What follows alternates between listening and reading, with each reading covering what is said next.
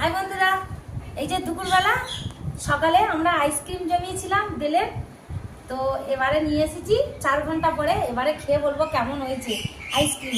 Deep ফ্রিজে দিয়েছিলাম, এই গরমের সময় বেলের আইসক্রিম খেতে ভালো লাগবে। কি সুন্দর জমেছে। পিসি আগে খাও, পিসি আগে খাও, খাও খাও, খেয়ে বলো কেমন হয়েছে বন্ধুদের। মজা ভাই তুমি নাও। খুব ভালো আছে, খুব টেস্টি হয়েছে। ও বাবা, পিসির গাল না তো মাংস পুকুরে খান। পাকান আইসক্রিম খাবি? ও খাবে না, চলো চলো চলো। জামাই দিকে ধরো, বেশি খাও।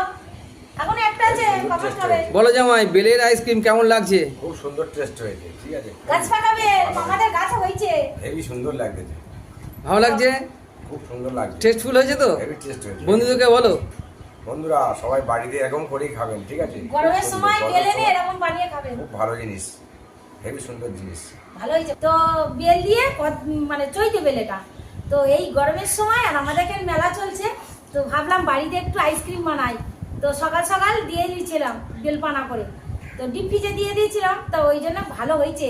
এই ভাত খাওয়ার পরে জামাই, আমি আর আমার পিসিমা এসে বসে পড়েছি আইসক্রিম নিয়ে। এবার আমি খেয়ে বলি কেমন হয়েছে। খুব ভালো হয়েছে।